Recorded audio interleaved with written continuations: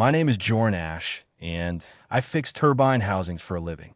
That is the whole of my biography, or it was until the morning the Crown Guard came down into the underdeck and told me to put down my wrench. I want to say I was afraid. I was not at first. Fear is for men who think they have something to lose, and I had spent 6 years on this station with nothing but a bunk, a toolkit, and a face nobody looked at twice. The guards did not explain themselves. They marched me up through 3 pressure doors into a part of the station I had never been allowed to see. White corridors, filtered air that smelled like nothing at all. A silence, so clean it felt like being underwater. They put me in a chair in a room full of curved glass and quiet machines, and a woman in a gray coat told me, without looking up from her tablet, that there had been a security breach in the Royal Archive 3 nights ago, and that my biometric signature, mine, a mechanic's, a nobody's, had been flagged inside a sealed memory vault that should not have known my name existed. I told her that was impossible. I had never been above the underdeck in my life. She said that was what she intended to find out, and she fitted a band of cold metal around my skull, and the lights dimmed, and somewhere behind me a door opened, and the whole room seemed to lean toward it like a held breath. I did not see her come in.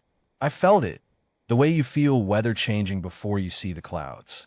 Then the doctor's voice changed, dropped half an octave, turned formal and a little afraid, and she said, "Your Majesty, we were not informed you would attend the scan personally." I turned my head as far as the band would let me, and that was the first time I saw Queen Isabel of the Calduthi Reach. She was not what I expected of a queen who had buried a husband and a war in the same year. The histories I'd half heard whispered through the underdeck pipes about a missing king, a peace that should have held and didn't. She stood very straight in a coat the color of deep water, dark hair pulled back hard enough to look like discipline rather than vanity, and her eyes, pale gold, strange, the kind of color that doesn't occur in any human face, moved over me with the flat, controlled patience of someone who has trained herself for years not to hope. "Proceed," she said. The machine hummed. The doctor explained, in the clinical voice of someone narrating a routine that has stopped being routine, that the scan would not just confirm or deny a security breach. It would pull whatever residual neural pattern existed beneath my own, because the vault I had supposedly accessed was not a records room. It was a memory anchor chamber. It held, among other things, the last recorded thought print of the king who had vanished during the retreat from the Ashgate front 9 years ago.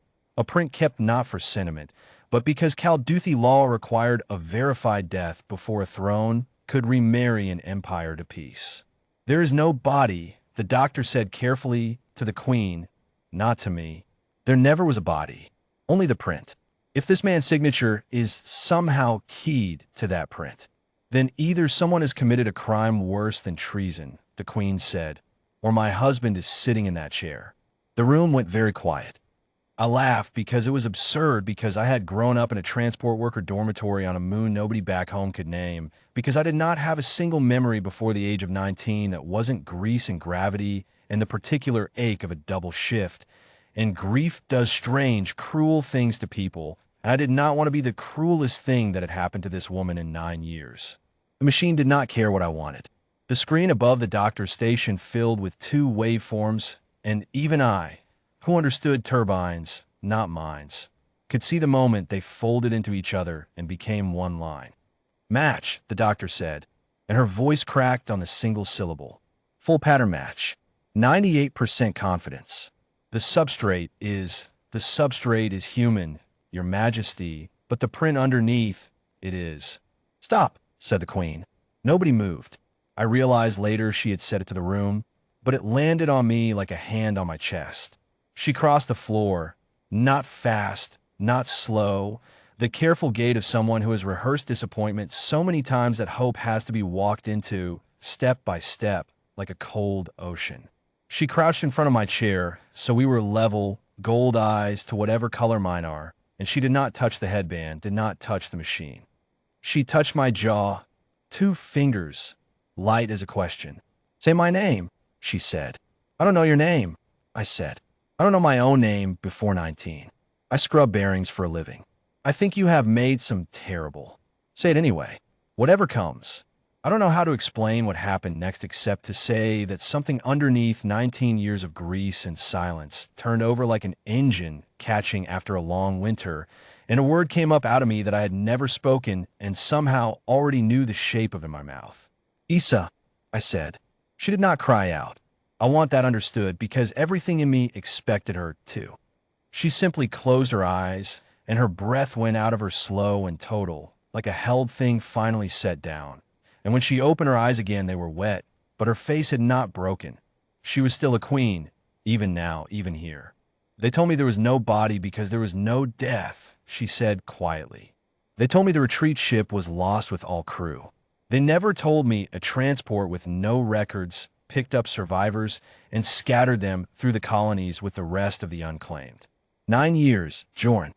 9 years I kept a print in a vault because the law demanded proof before I could mourn you properly.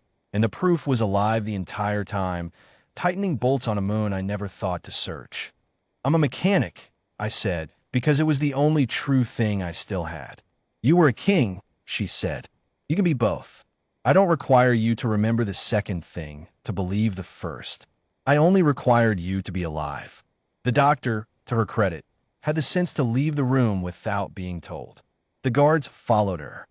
It was only then, with the machines humming their indifferent hum and the gold light of the station's distant sun bending through the high windows, that the queen of the Calduthi Reach knelt the rest of the way down in front of a man in a mechanic's jumpsuit and put her forehead against the cold metal band still circling his skull, because she could not yet reach skin, and said the only sentence that mattered. Welcome home. I did not remember her. I want to be honest about that, because this is not a story where 9 years of amnesia melt away in a single scene and every memory comes flooding back convenient and whole. I did not remember our wedding or the war or whatever young man I had been before the Ashgate retreat scattered me across the stars like cargo nobody bothered to inventory. What I remembered, sitting in that chair, was simpler and stranger. The precise, certain knowledge that this woman's grief was the realest thing I had ever stood inside, and that whatever I had been before I wanted with the whole unbroken stubbornness of a man who fixes broken things for a living, to be worth what she had spent 9 years refusing to let go of. They removed the headband. My hands were shaking, and hers were not, though I think that cost her something to manage. I have a counsel that will want proof beyond a machine, she said, standing, offering me her hand the way you'd offer it to an equal, not a patient. I have a reach that thinks its king is 9 years dead. I have no idea how to walk you back into a life you don't remember living. Then we figured out the way I fix anything, I said, taking her hand and standing into a life I had no memory of and no intention of refusing. One bolt at a time. She almost smiled. It was the first real crack in 9 years of composure, and I got to watch it happen. That, she said, is exactly the kind of thing the histories say you used to say. Outside the scan room windows, the station's day cycle was sliding gold across the glass, and somewhere below us the underdeck was still running its shifts, the bearings still turning, the world going on exactly as it had that morning when I still believed the whole of my life fit inside a toolkit. It didn't, as it turned out. It never had. I just hadn't been given the instrument that could read the rest of it. Until a queen who refused to bury a man without a body walked into a room to watch a stranger's signature turn out to be the one thing she had spent a decade waiting to find.